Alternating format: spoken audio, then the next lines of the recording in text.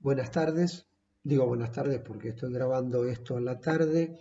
Esta es una clase, dos clases en realidad, para los alumnos de tercero de la sede de San Miguel, o sea, para este sábado próximo, que por lo que tengo entendido van a tener una reunión presencial después de un año y medio más o menos.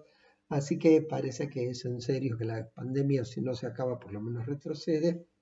Bienvenidos sean de nuevo al reencuentro cara a cara y no a través de las redes. Les decía dos clases, esta voy a hablar de instituciones y en la siguiente, que subiré hoy mismo, voy a hablar de entrevista. Empecemos entonces con la clase de hoy sobre instituciones.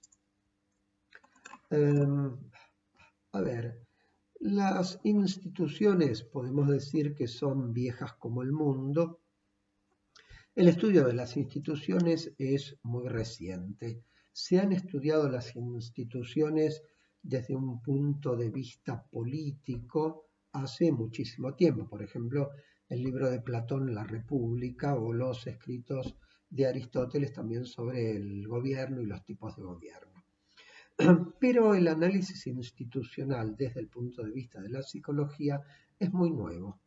Arranca, salvo algunos antecedentes teóricos, arranca en el siglo XX y les diría que cobra fuerza después de la Segunda Guerra Mundial.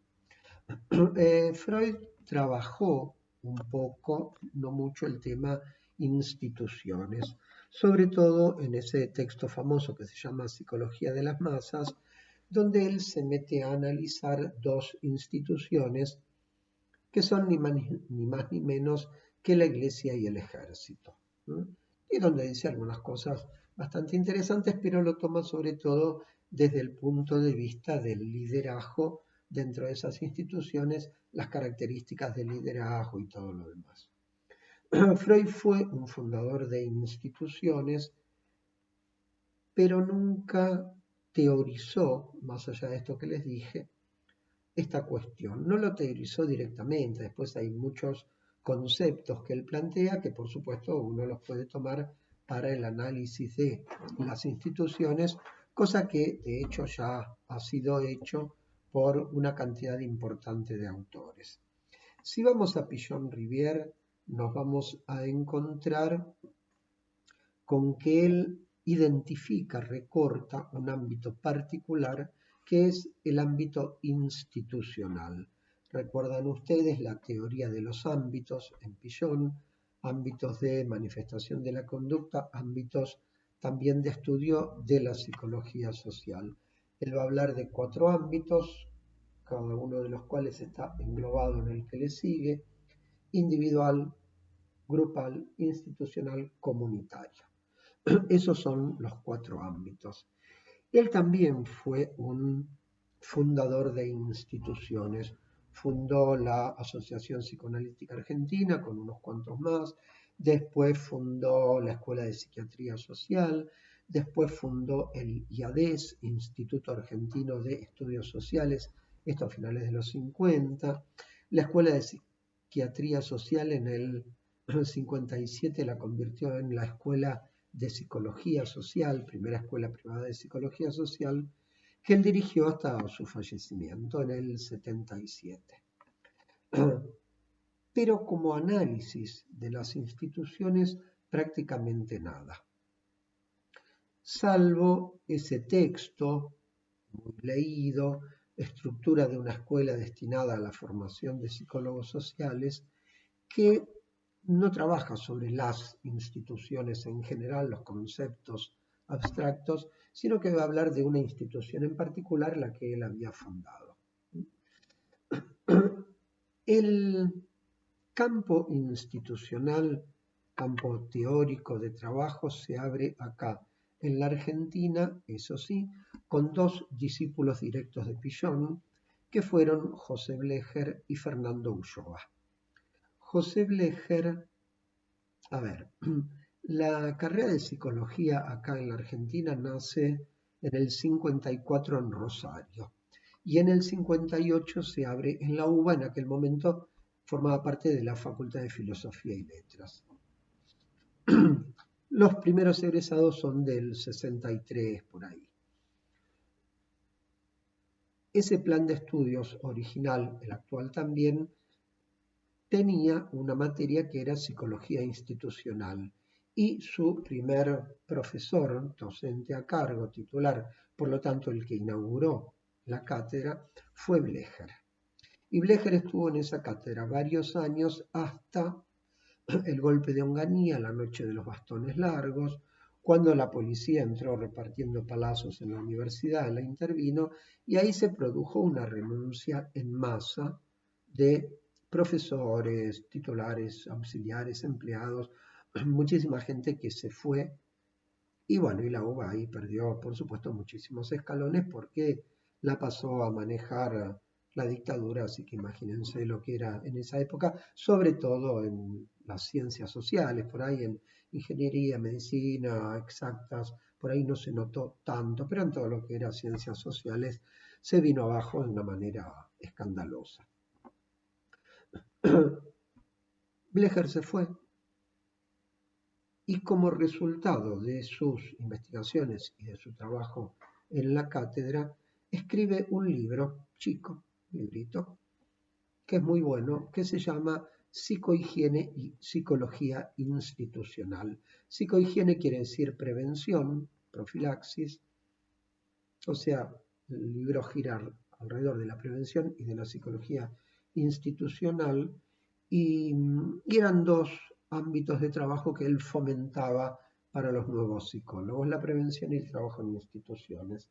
Este libro es un clásico, es muy interesante, es muy útil lo que él dice ahí. Lo bajan de internet tranquilamente, así que ese librito hoy está al alcance de todos. Perdón. El segundo discípulo directo de Pillon, Fernando Ulloa, también fue alguien que trabajó muchísimo en instituciones a lo largo de toda su vida. Blecher murió muy joven, tenía 49 años, de un infarto, estaba escribiendo y se quedó ahí. Ulloa no, llegó a una edad mucho más avanzada, falleció hace, no sé, 10 años me parece. Y él trabajó sobre todo o en sus comienzos al menos, trabajó fuertemente sobre la cuestión de la institución psicoanalítica, o sea, psicoanalistas en la institución. A partir de ellos dos viene una cantidad importante de autores argentinos que han trabajado bien el tema institucional. Hay una bibliografía amplia. Otro autor importante para los antecedentes de la psicología institucional fue Kurt Lewin, a quien ustedes han visto en segundo año, un pionero del trabajo con grupos, pero también de lo que él entendía por psicología social, aunque él lo definía como la ingeniería social. Y en particular en el ámbito institucional, él fue el promotor, el fundador de lo que es hoy la psicología organizacional norteamericana. O sea, toda la psicología laboral organizacional allá nace de Kurt Lewin. Y él trabajaba en las empresas, trabajaba en las fábricas, ¿sí? Esto es la corriente americana. Pero después hay, como antecedentes también, una corriente europea muy fuerte, donde ellos no trabajaron la empresa, sino que trabajaron otras dos instituciones diferentes, que son salud y salud mental por un lado y la escuela por el otro. Los autores franceses, ingleses, italianos han trabajado muy bien estos terrenos con una posición muy crítica, por cierto.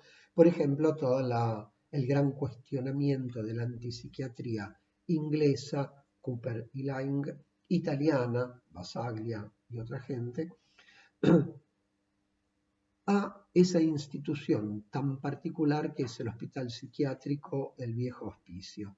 en esa crítica que no fue solo teórica, sino que fue también práctica, porque ellos trabajaron ahí adentro, ellos postularon como alternativa a la internación eterna y la cronificación, ellos postularon un tipo de organización institucional diferente al cual llamaron comunidad terapéutica,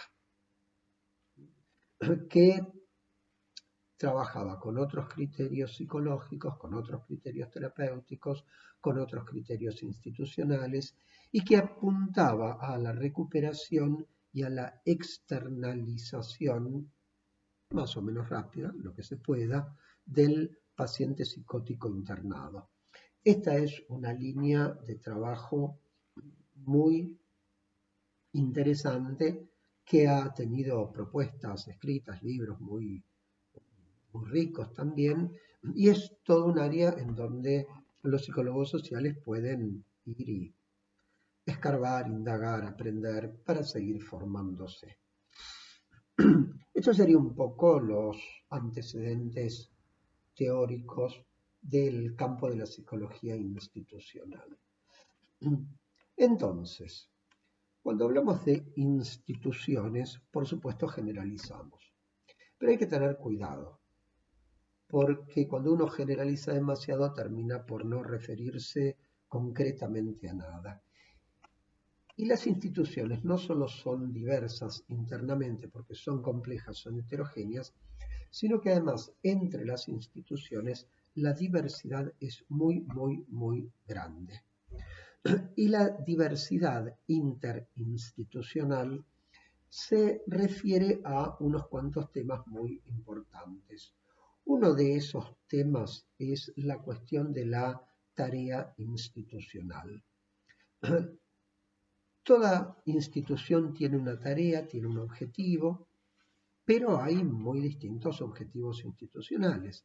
Entonces nos encontramos con instituciones centradas en la cura, centradas en la enseñanza, centradas en el trabajo, en la investigación, en la venta, en la cultura, en la religión, y sigan sumando.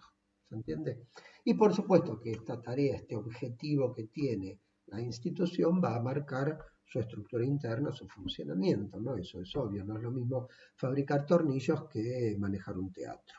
Y son instituciones, la fábrica y el teatro lo son. Otra diferencia muy importante para hacer entre las instituciones tiene que ver con el tamaño, con la numerosidad, con la cantidad de integrantes, porque nos vamos a encontrar desde instituciones muy chicas hasta instituciones gigantes.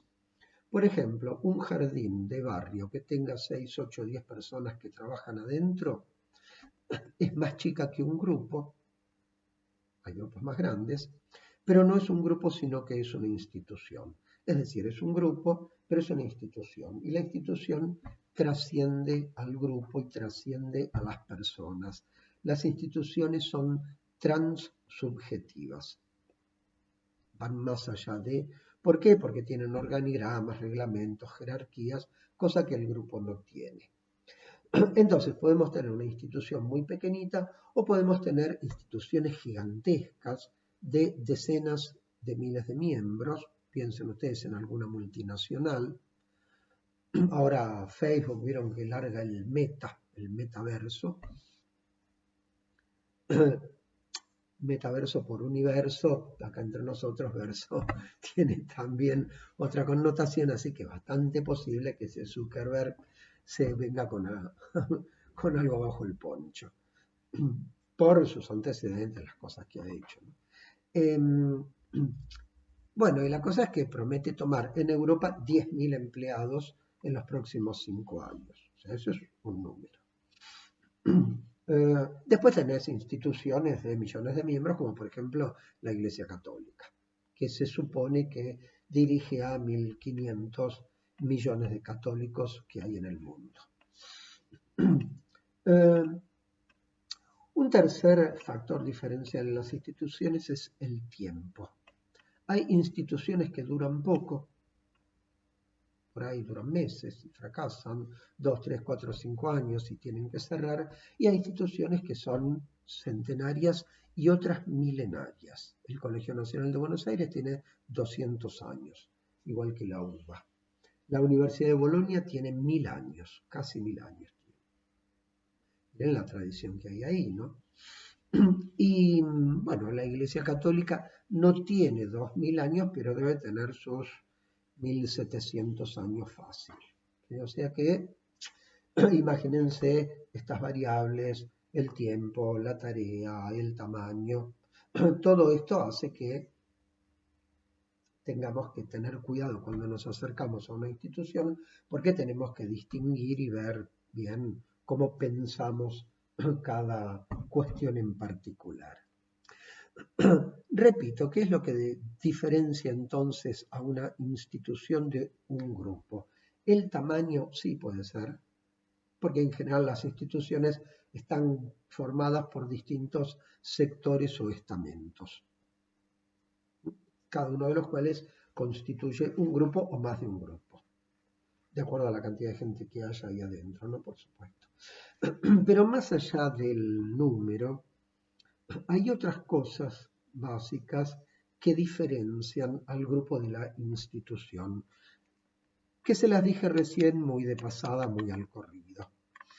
La cuestión de que la institución trasciende a los sujetos, es transubjetiva, precede al sujeto y muy probablemente lo suceda. Quiero decir, uno pasa por las instituciones y las instituciones suelen durar más que uno. A veces más que la vida de su fundador. Piensen ustedes en la Ford, ¿no? Fundada por Henry Ford allá hace 100 años y el buen hombre ya se murió y la empresa como tal se mantiene desde ya, ¿no? Con lo cual la institución trasciende. Las instituciones tienen jerarquías, cosa que en el grupo no hay. En el grupo se supone que son pares. Después hay diferencias por los roles, pero esa la genera el propio grupo. En cambio, la institución es jerárquica. Por eso hacen un organigrama, allá arriba la cabeza, la dirección, y van bajando. Cuanto más abajo estás del organigrama, menos poder tenés. Cuanto más arriba, tenés más poder. O cuando se sientan en una mesa, si es rectangular, a la cabecera va el capo máximo y después a sus costados los demás poderes, y cuanto más acá estás en la mesa, menos poder tenés. Estás en el grupo que decide, pero seguramente tenés menos poder que los que están al lado del jefe. En esas reuniones uno no se sienta donde quiere, por supuesto, ¿no? Entonces, esto es lo que me va a distinguir a un grupo de una institución: la organización interna, las jerarquías, la distribución rígida de poder. Después, por supuesto, puede haber más de un poder en la institución, grupos enfrentados, puede haber un poder formal en la cabeza y puede haber un poder real, como el monje negro o el poder detrás del trono, ¿no? Donde hay alguien ahí que da la cara, pero el que dirige verdaderamente es otro. Pero eso ya son vicisitudes, son alternativas para ver, por supuesto, en cada institución en particular. Muchos autores, muchas corrientes de pensamiento han trabajado el ámbito institucional y cada uno de ellos inevitablemente encaró a la institución desde su propia perspectiva teórica, desde su propio ecro, ¿sí? Y además de distintas ciencias, porque a la institución se la ha trabajado desde la ingeniería social, la reingeniería que tanto se habló de las instituciones tiempo atrás, se la ha trabajado desde la sociología, desde la antropología, desde la psicología. Todas las miradas son válidas en principio, pues hay que ver qué dice cada uno.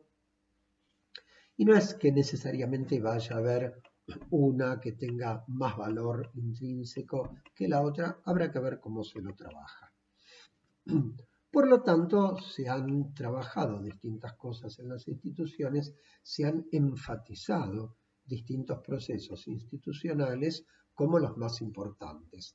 Eso, por supuesto, insisto, va a depender de la perspectiva y de los intereses con los cuales trabaje cada autor o cada corriente de pensamiento. ¿Sí? Ya dije que la psicología norteamericana, psicología conductista, cognitiva, va a trabajar a la empresa, a la fábrica, como una máquina que hay que hacerle reingeniería. Y va a tener como objetivo la adaptación, la concordia, la armonía de los miembros de la institución. O sea, aquello que Piaget llamaba la adaptación pasiva. Los europeos, franceses, ingleses, italianos no. Ellos iban a las instituciones, el hospital, el psiquiátrico, la escuela, con una visión muy crítica. Ellos iban como agentes de cambio, como diría Piaget. Ahora, la amplitud de la diversidad es muy grande. En una clase yo me voy a conformar con dar un panorama general. Voy a marcar ahora 3 sectores, 3 elementos, 3 factores que van a estar dentro de cualquier institución, grande, chica, nueva, vieja. Las instituciones son complejas. Si son complejas quiere decir que son heterogéneas porque no es homogénea una institución. El grupo tampoco es homogéneo, es heterogéneo. Uno mismo tampoco es homogéneo, es heterogéneo. ¿Se acuerdan lo del yo, el ello, el super yo y todo eso, ¿no? Quiero decir que tenemos sectores diferentes adentro nuestro. Dentro de las instituciones, de cualquier institución, vamos a poder identificar, esto es una primera aproximación, por lo menos 3 sectores, 3 elementos, 3 vectores, que son la tarea primaria, además de todas las otras, la estructura y lo que podemos llamar, lo que han llamado algunos, la cultura institucional. Empecemos por la tarea. Yo les dije que cada institución tiene su tarea, ¿no? Puede ser la enseñanza, la cura, la producción, la investigación, la cultura, lo que fuere. Pero si bien esa es una tarea muy importante, hay una tarea que es primaria antes que cualquiera de estas que dije y que va a ser sí o sí la tarea primaria de toda institución y que es aquella que les da sentido como institución. Y esa tarea primaria de cualquier institución es responder a una demanda social específica.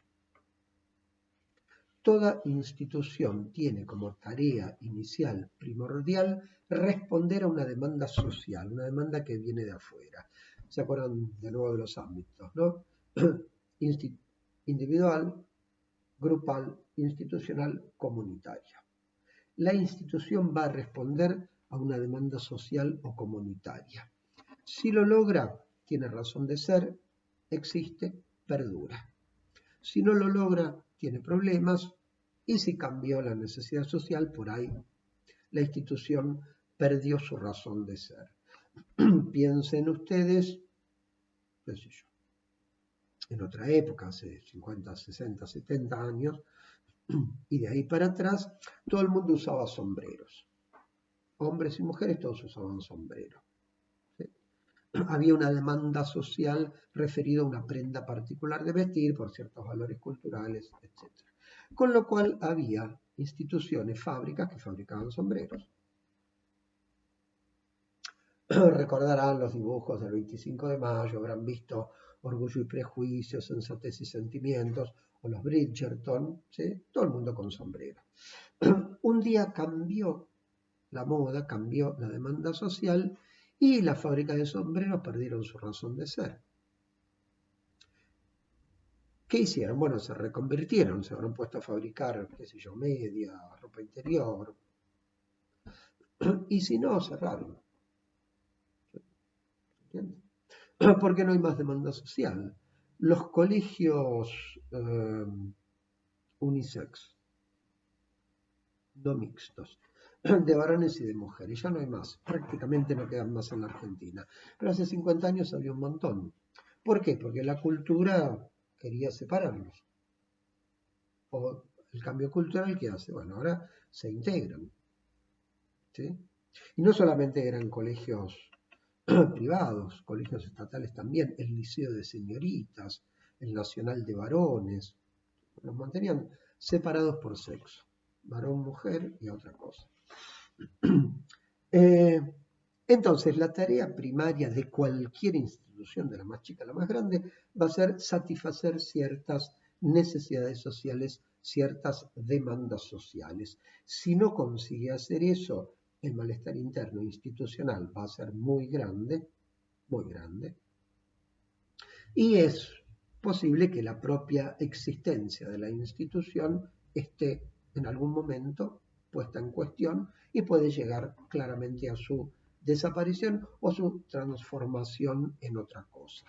Acá con las privatizaciones se han desarmado, se han deshecho instituciones que eran muy importantes. Algunas, como YPF, teléfonos, luz, se privatizaron, siguieron funcionando con otro dueño. Pero otras, como la Junta Nacional de Granos o la Junta Nacional de Carnes, directamente las desintegraron y dejaron de controlar. El segundo sector, el segundo elemento presente en toda institución va a ser su estructura interna. Las instituciones tienen una estructura.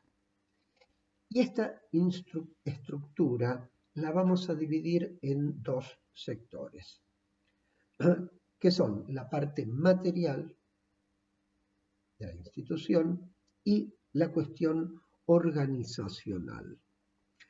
La parte material tiene que ver con los bienes muebles e inmuebles. Computadoras, laboratorios, escritorios, teléfonos, qué sé yo, papel, todo lo que pueda llegar a utilizar una institución dentro de esa estructura material inmueble que son los edificios. Y hay que entender que la parte material, muebles e inmuebles, no son solamente objetos, cosas, ladrillos que están por ahí, sino que son mensajes, porque son el producto social y porque además transmiten contenidos. Me refiero a la parte estrictamente material. Y acá empalmo con un autor que ustedes vieron el año pasado, que fue George Mead, ¿se acuerdan de Mead? Que él hablaba de una psicología social de los objetos. ¿Sí? Los objetos, no solo como entidades materiales, lo cual es obvio, este marcador es un objeto material, los anteojos, el celular, la propia computadora, que no se las puedo mostrar porque la estoy usando, todos estos son objetos materiales, pero no son solo objetos materiales, son la cristalización, la externalización, la realización de trabajo humano. En cada objeto están presentes los otros, eso es inevitable, en un cierto contexto histórico, con un cierto nivel del desarrollo de las fuerzas productivas, qué sé yo, hace 10 años, 5 años, esta clase, bueno, así por ahí sí, pero clases por Zoom Meet no hubiéramos tenido. Hace 10 años la pandemia hubiera sido una catástrofe, porque cerrabas el sistema educativo 2 años. Entonces, sí, hoy estos aparatos nos permitieron, pero esto indica el progreso científico, tecnológico, etcétera, etcétera. Entonces, la parte material habla. Piensen ustedes en la diferencia entre una clínica privada de una prepaga cara ubicada en zonas céntricas y compárenlo con una clínica que atiende PAMI en los suburbios. La cuestión material, edificios y demás, te habla de otra cosa. Te das cuenta atrás de ello el poder que hay en cada uno. Se entiende esto, ¿no? Entonces, la parte material que hay que leerla porque habla, nos dice cosas. Pero además, dentro de la estructura, la cuestión organizacional. ¿Y qué entendemos por esto? La organización interna, la dirección, el organigrama, las funciones, los roles, de acuerdo a las tareas específicas que tenga que hacer una institución. Porque yo digo la tarea primaria, responder a una demanda social, salud, bueno, pero dentro de eso tenés que hacer 1000 cosas. ¿Sí? Entonces, toda la parte organizacional de la organización formal que se expresa en el organigrama, que es una cuestión técnica, obvio, pero también ideológica. Porque la organización interna no deriva solamente de la necesidad práctica, sino que deriva también de las concepciones que tienen los que dirigen o hicieron la institución con respecto a cómo se lleva adelante esa tarea específica. Un equivalente de esto es cuando hablamos de las técnicas de coordinación de grupo. Hay distintas técnicas, distintas formas, sí, pero cada técnica responde a una teoría. Cada técnica responde a una teoría. De acuerdo a cómo considero yo que es un grupo, voy a coordinar y observar de una manera específica. No hay técnica sin teoría de la técnica, y la teoría de la técnica forma parte de la teoría. Entonces, la cuestión material, la cuestión organizacional. De la cuestión material, los psicólogos sociales tenemos poco para decir. Es la que está, hay que verla, por supuesto, dice cosas, pero si está mal ediliciamente, yo no puedo hacer nada. En la cuestión organizacional, el psicólogo social, el psicólogo institucional en general, ahí sí puede decir unas cuantas cosas, puede trabajar bastante en ese aspecto. El tercer sector fundamental, tarea primaria, estructura. El tercero es la cultura institucional. A esto algunos autores lo llaman lo imaginario en las instituciones, otros lo llaman lo simbólico en las instituciones, la dimensión inconsciente, aunque no es solo inconsciente en las instituciones. Son distintas maneras de denominar a esto que otros autores han llamado la cultura, o sea, un conjunto de creencias, de valores, de prácticas, de formas de relación entre ellos, de algo que es muy importante para las instituciones, que son las ceremonias. Una ceremonia es un acto ritualizado, está programado, se va a desarrollar de una determinada manera. Las instituciones aman las ceremonias y todas las ceremonias tienen por objetivo el autoelogio, la autoafirmación institucional. Es como una reafirmación del narcisismo institucional, del amor propio. Porque todas esas instituciones sirven para autovalorar a la institución, por lo tanto, para levantar su imagen. Les encanta esto, la formalidad, qué sé yo, los discursos, el himno, la bandera, todas esas cosas que se ponen en las instituciones, qué sé yo, los regalos, los premios, los diplomas que se dan. Esto forma parte importante de la vida cultural de las instituciones. Fíjense ustedes que en el organigrama de una institución no va a aparecer la ceremonia, la fiesta, y sin embargo se hace. Tiene que ver con la cultura, relaciones, formas de comunicación, de comportamiento, valores, cómo se hacen las cosas acá adentro.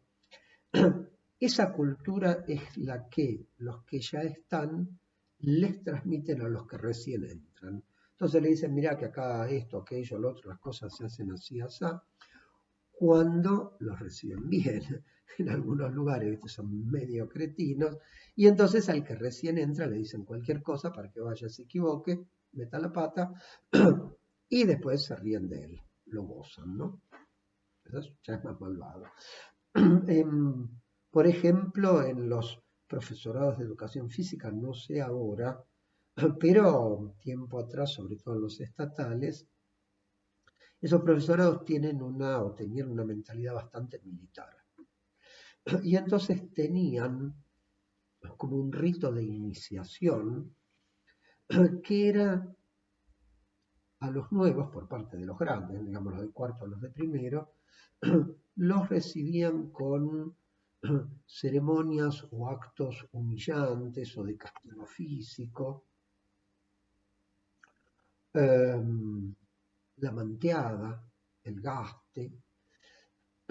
Se hacía también en el ejército, por cierto, el colimba experimentado se lo hacía al colimba que recién entraba. Ese fue el caso Carrasco, ¿no? Un baile que le dieron colimbas viejos a uno nuevo, Carrasco, y que se le fue la mano y terminó muriéndose el chico. Y el ejército que lo encubrió, ¿no? Bueno, ese fue el caso que empujó la eliminación del servicio militar obligatorio, ¿no? Estas ceremonias forman parte de la cultura, expresan los valores y las modalidades, no tienen que ver con la estructura ni con la tarea, porque si ustedes las buscan no van a estar en ningún lado. Dentro de la cultura institucional incluiremos también, por supuesto, las transgresiones, muchas de las cuales están institucionalizadas directamente, ¿sí? Bien, hay 1000 cosas para decir sobre instituciones de todos los autores que he mencionado y muchos otros más. El texto de Blecher se los recomiendo especialmente porque es muy claro, es muy indicativo y es muy coherente. Una indicación que da Blecher es que cuando uno va a trabajar a una institución, vaya a trabajar el tiempo que sea, tiene que diseñar pasos cortos. ¿Por qué? Porque dice que en cualquier momento la institución te puede decir, chau, no vengas más, y te lo cortaron ahí. Y entonces uno por lo menos cerró 1, 2, 3 etapas. Si tiene un solo procedimiento largo, se queda con todo en el aire. Pero voy a trabajar en estos minutos que me quedan algunos de los conceptos que formuló René Louraud. René Louraud fue el fundador de una corriente que se llama del análisis institucional. Su nombre es René Louraud, todo junto, francés. Un sociólogo que hizo su tesis doctoral sobre el análisis institucional, que es el libro.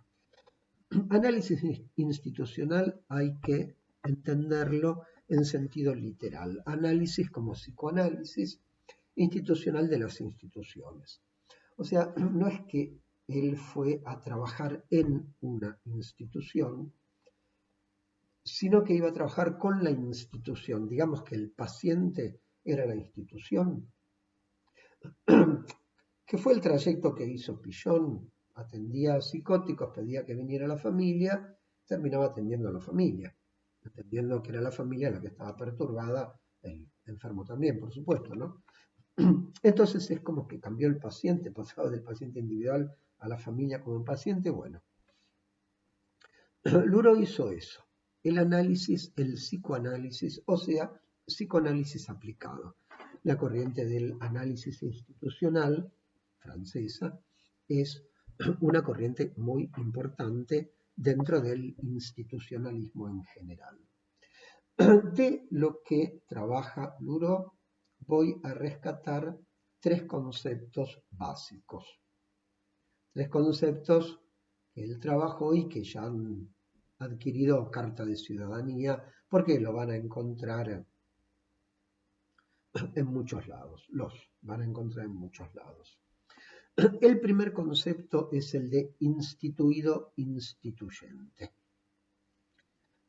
¿Qué es lo instituido? Es lo que está en la institución en el momento en que uno ingresa.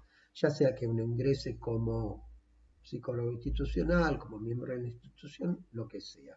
O sea, su tarea, su estructura, su parte material, su organización interna, su cultura. Todo eso es lo instituido, es lo dado, es lo existente.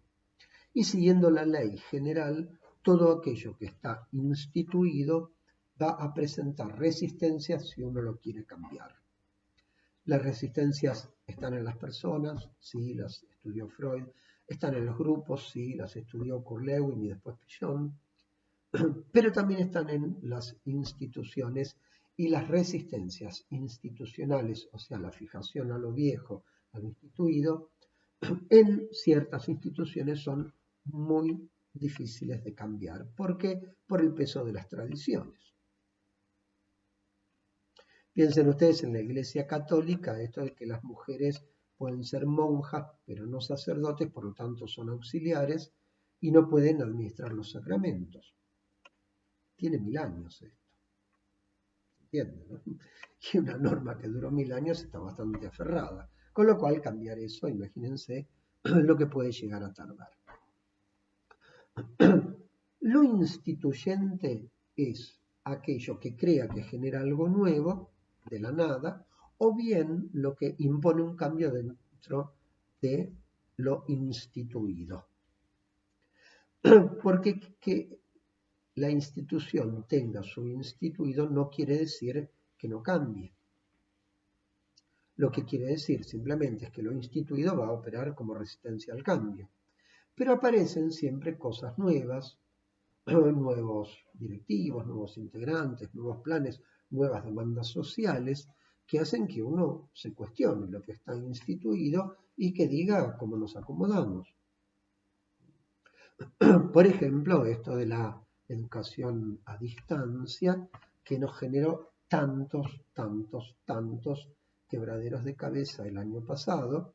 Ahora uno ya se puso más práctico, entonces está más acostumbrado, pero de entrada, entre las dificultades reales, técnicas y las resistencias de uno,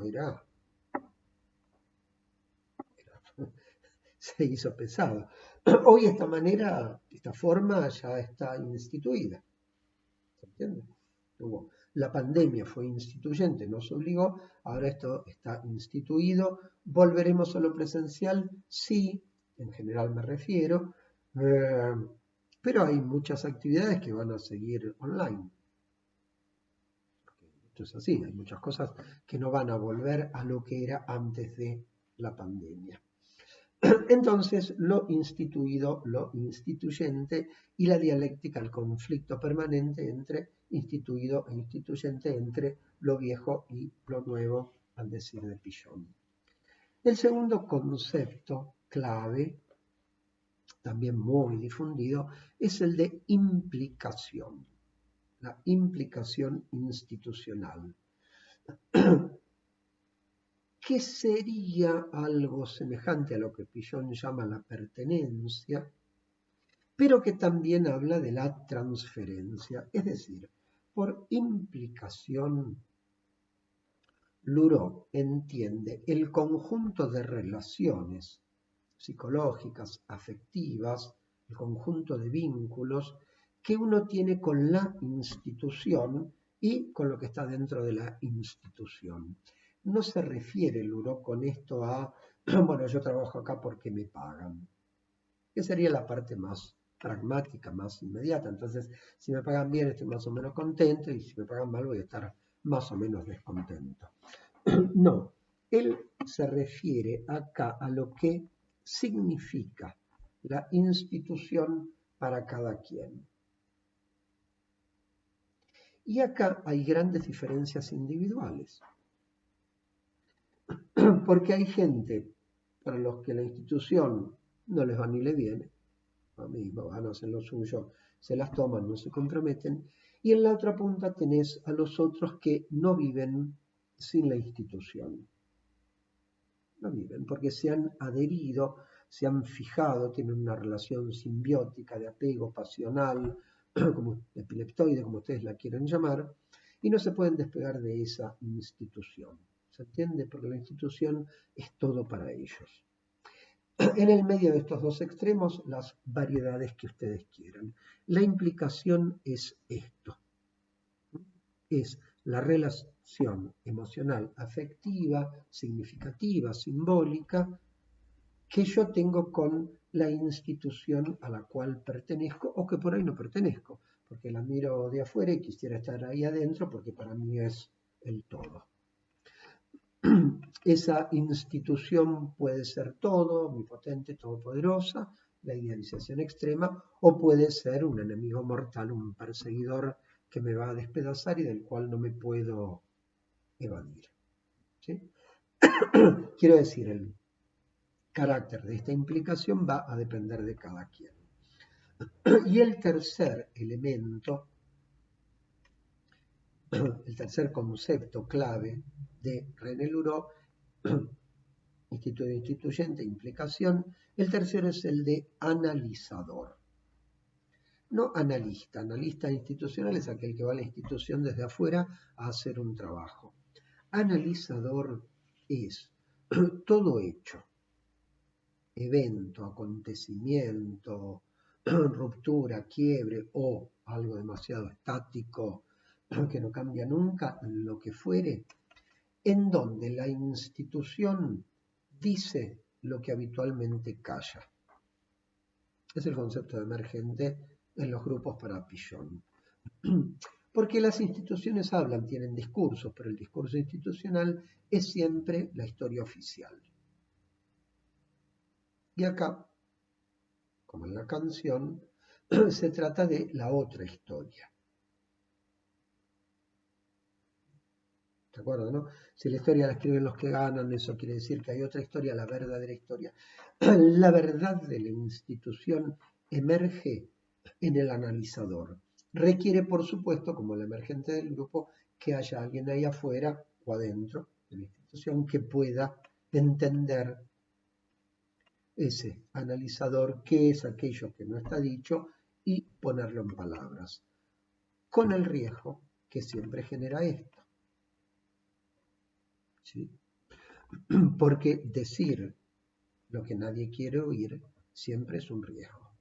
Esto es así. Quiero decir, resistencias, conflictos institucionales aparecerán inevitablemente.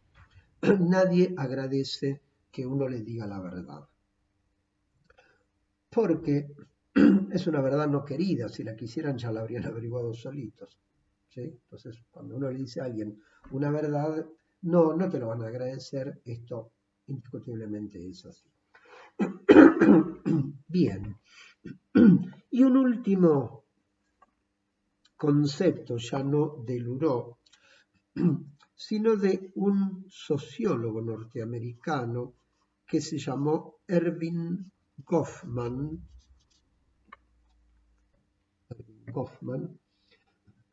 un discípulo de Goffman, esto es una O, está cerrado, Erving Goffman, discípulo de George Mead, sociólogo que investigó, trabajó, acuñó un concepto que es el de las instituciones totales. Institución total es una institución donde los miembros, una parte de los miembros, desarrollan su vida entera en la institución. Y la institución, por lo tanto, legisla sobre toda la vida de la persona. Hay muchas instituciones donde uno está, X cantidad de horas y se va. Ejemplo de instituciones totales, los conventos, las abadías, los monasterios, ni que hablar los que son de clausura, ¿no? Los cuarteles, las academias militares, los hospitales psiquiátricos para los internos, no para los médicos, las cárceles, para los presos, no para el personal penitenciario. Son instituciones donde la persona transcurre su vida o una gran parte de su vida. En algunas de estas instituciones se entra voluntariamente, en un convento, en la academia militar. En otras instituciones a uno lo entran por la fuerza, o sea, psiquiátrico, hospital, clínica de adictos, la cárcel. A uno no le preguntan si quiere ir, sino que la fuerza lo lleva hasta ahí. Este es un terreno muy interesante que Goffman lo trabaja en un libro que se llama Internados, un trabajo que hizo en un hospital general, no psiquiátrico, de Washington, que tenía como 7.000 internos. No, era una ciudad, era prácticamente un pueblo. Así que este Goffman también lo van a encontrar en internet, se los recomiendo porque sirve mucho para pensar ciertas cosas de ciertas instituciones. Bueno, muy apretado, muy abuelo de pájaro, dije más o menos lo que quería decir. Así que dejo acá esta clase, después grabo la otra y buen reencuentro el sábado después de 1 año y medio. Sáquenle el jugo porque realmente es un acontecimiento. Así que bueno, dejo acá, gracias, buena semana para todos, buen reencuentro, buen trabajo el sábado. En un rato, más tarde, grabo la segunda clase. Nos vemos, gracias.